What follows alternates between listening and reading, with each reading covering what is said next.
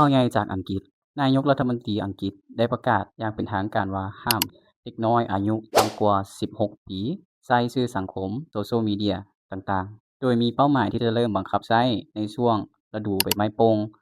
2027และได้เอิ้นว่าเป็นแผนการปกป้องแบบครบวงจรที่ดีที่สุดในโลก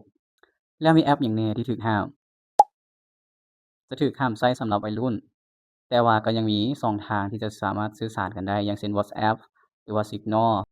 เรื่องนี้บ่แม่นเรื่องที่ใหม่เลย เพราะว่าหลายๆประเทศ เช่น ออสเตรลี สเปน และก็มาเลเซีย